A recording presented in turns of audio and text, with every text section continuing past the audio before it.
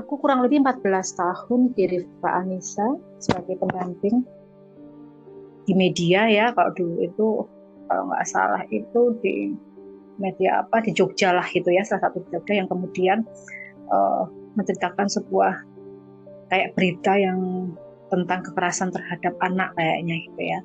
Nah kemudian saya tertarik dengan isu ini, kemudian saya mencoba untuk mencari lembaga yang kemudian bergerak di isu perempuan. Nah, saya dapat informasi dari teman di Rifa Anissa itu kayak cocok deh buat kamu. Dampak terberat selain kemudian kekerasan fisik itu juga korban ada kecenderungan bunuh diri atau kemudian menyakiti diri sendiri. Itu beberapa kasus kami temukan.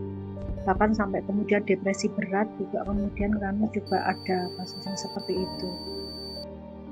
Khawatir, korban memiliki rasa kekhawatiran yang tinggi ketika kemudian bercerita, kamu yakin kamu diperkosa, jangan-jangan kamu yang kemudian mendekati dia kan orang yang A, B, C yang memiliki power, dia kan orangnya santun dan sebagainya.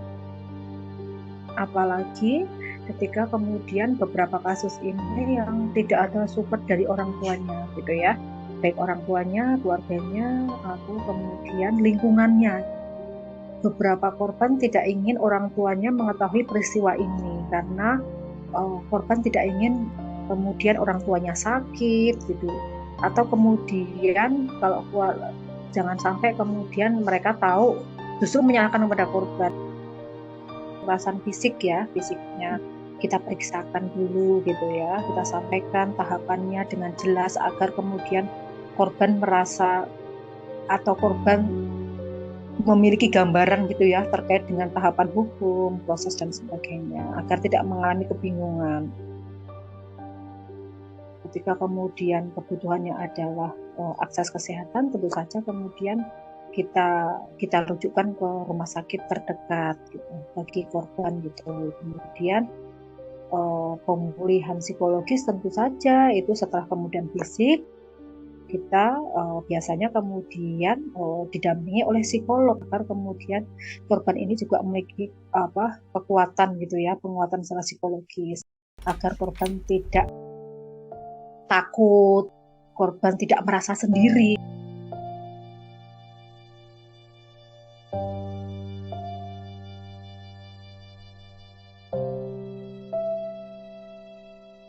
Dan aparat penegak hukum itu memberikan support pemulihan ya. Yang pertama adalah sangat terlihat ketika kemudian ada kasus itu yang kemudian merujukan adalah aparat penegak hukum. Artinya apa? Mereka juga mulai terbantu, mulai punya perspektif bahwa korban butuh bantuan. Ketika korban berproses hukum, artinya harus didampingi oleh psikolog. Jangan pernah ragu untuk mengakses layanan yang ada di sekitar kalian gitu ya, karena kami akan membantu gitu ya, kami akan membantu dan kami akan menjadi teman kalian untuk berbagi beban gitu ya ketika kemudian kalian mengalami kekerasan seksual.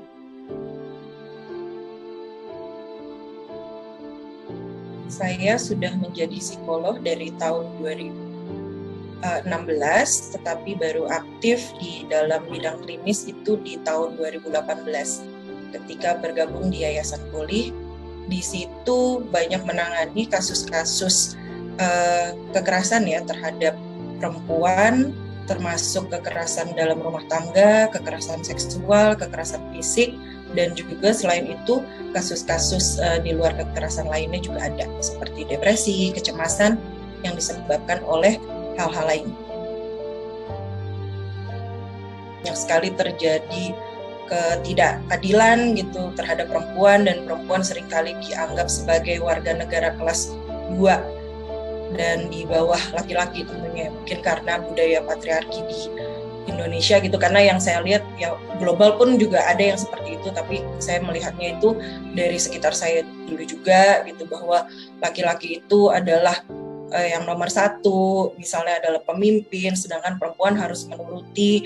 Dan dari situ saya lihat jadinya banyak sekali penyalahgunaan ya dari relasi kuasa itu sendiri gitu, perbedaan gapnya itu sendiri terhadap perempuan, dan akhirnya di mana perempuan tidak memiliki kebebasan untuk memilih, dan seolah-olah juga boleh dihukum misalnya dengan fisik.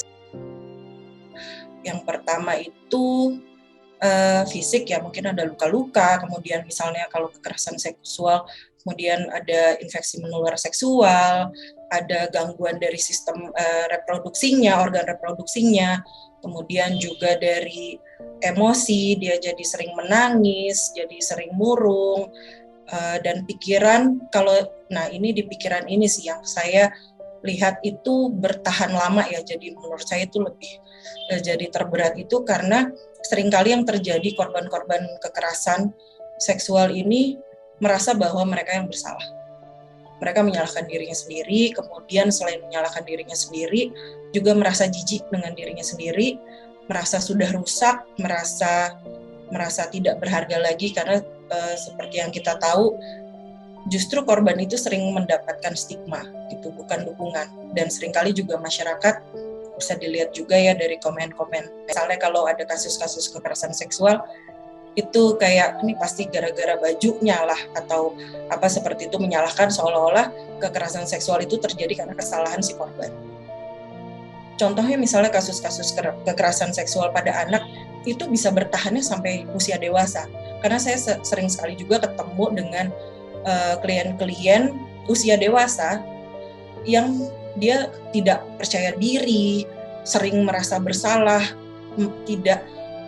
merasa tidak berguna. Setelah dari ceritanya itu, ternyata akarnya adalah dia mengalami kekerasan seksual waktu kecil.